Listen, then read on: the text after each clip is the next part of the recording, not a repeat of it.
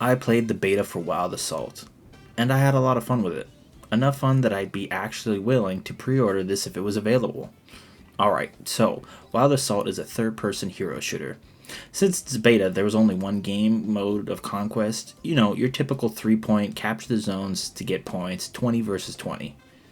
At points throughout the match, resources spawn, which give the team that can capture it more resources to keep going.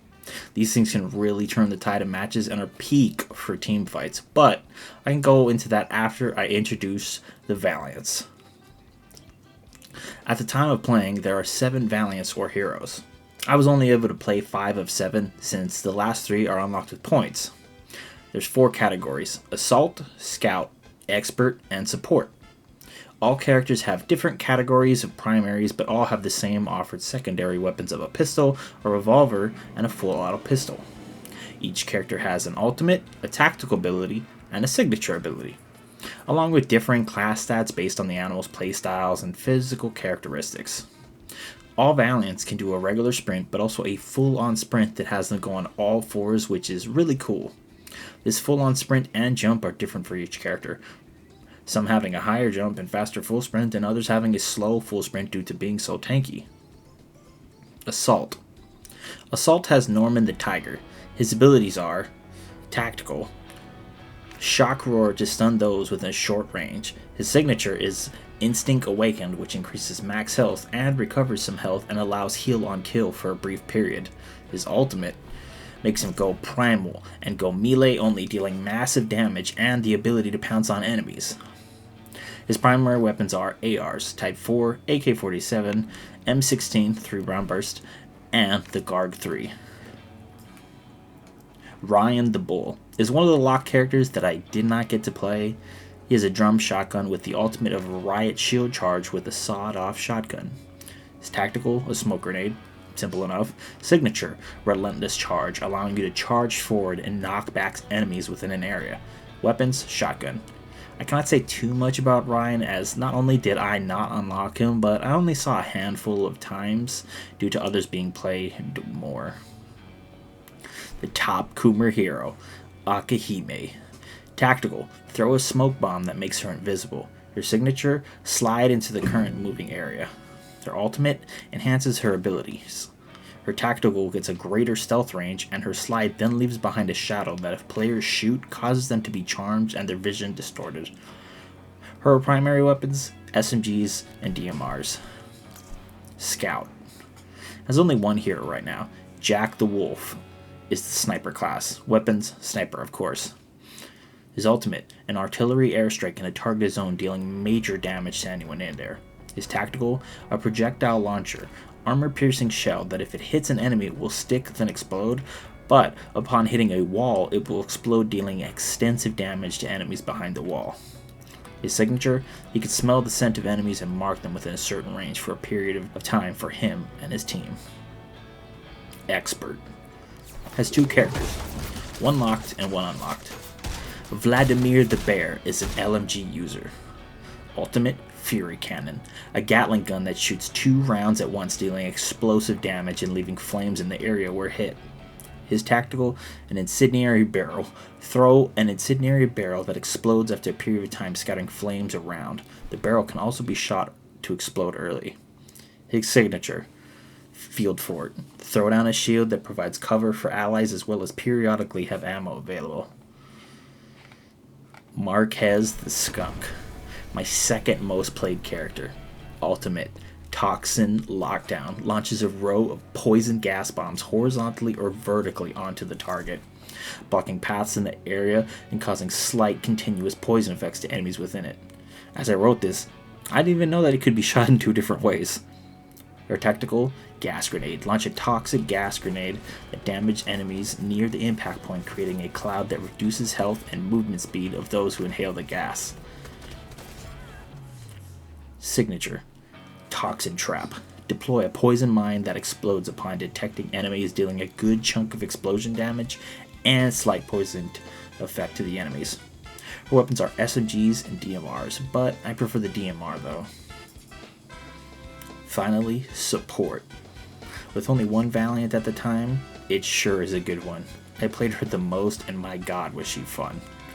Hong Ying, the bunny medic, uses SMGs or a 2-shot shotgun. My favorite go-to being the PPSH-45. Ooh, god, I love that gun. Her ultimate, Angel Dash. She releases the potion of strength from her backpack, slightly increasing the maximum health and providing continuous health recovery to friendly units within range. While in effect, allies in critical condition, or downed, within range will be revived to resume the fight. Her signature, First Aid Capsule. She throws a healing potion that provides slow, continuous healing to allies. When used again or the potion is about to expire, the potion is retrieved, triggering a full recovery effect and immediately restoring a certain amount of health to surrounding allies. Her signature, she quickly rolls in a designated direction. Now that we have all the characters introduced, we can talk about the gameplay. It is great.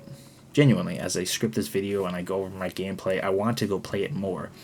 The gameplay style is a breath of fresh air compared to most multiplayer shooters that are out right now, and brings back the feeling of fun to the game. Whether I am winning or losing every game was still super fun and enjoyable. I've spent countless hours on Overwatch, Fortnite, and Counter-Strike 2, but over time I've gotten sick of the game or just burnt out on it. After every win or loss of this game, I'm hounding, pun intended, for another match. Most of the guns feel amazing, and battles feel fair and fun.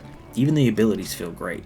There was never anything that felt like it was just too strong or broken for any of the Valents. You could be dominating, top scoring, getting all the kills and points, or even just holding objectives or defending the resources if you weren't popping off. Mowing someone down feels so damn good, and sniping someone with a headshot is so damn exhilarating. Even though some characters were locked behind currency, a earned one from playing, no one felt super OP like you needed them to have a chance, unlike someone I know. Like Skunk Girl is fun and good, but not busted. Same with the Fox Girl. Their kits are a good spin on things, but not too strong that if you lost to them, you'd be mad that they killed you and blame the character being broken. My top frag games were me running and gunning as Hong Yin. Her with the SMG DPS medic was generally some of the best times. Remember, she has the lowest health and an SMG, so even though she can heal herself, she can still get easily bodied by other characters. None of the ults are just tidal wave game changers that can just wipe a team out. They can be used for kills, but do the most work in effective area denial or strategic blocks.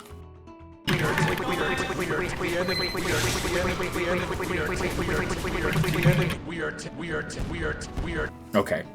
Even if it's furry bait, at least it has a unique identity compared to, say, Concord, which had the most forgettable art style and characters, most of which I don't even remember what was in the game. Honestly, there's a lot of love in the characters, their designs and their backgrounds, the location-based heritage, Chinese bunny, an American tiger, a Russian bear. The others I'm not too sure about. The skunk has gas-based abilities, the wolf has hunter and scouting, the tiger going feral and claws out, the fox being able to go sneaky and covert, and the bunny being fast but friendly. Everyone is unique and stands out. Their voices and movements all make them wonderfully unique and charming, which is really needed if you want a hero shooter to have any legs to stand on. Fun and uniqueness. Issues. Some of the issues I had are very small, but I'm going to go over them anyway. People need more incentive to revive players. Even in clear spots, people don't always revive. Maybe more points can be given for rezzing as non-medic characters to promote rezzing. Some of the Tiger's ARs felt a little like the recoil was just too much, resulting in me playing the Bunny, SMG, or DMR Skunk instead.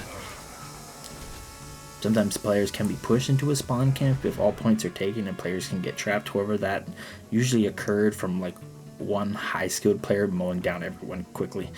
It only happened in maybe 2 or 3 of my many matches, so it rarely happens, but can be brutal to keep playing through, especially when players leave early from being spawn camped.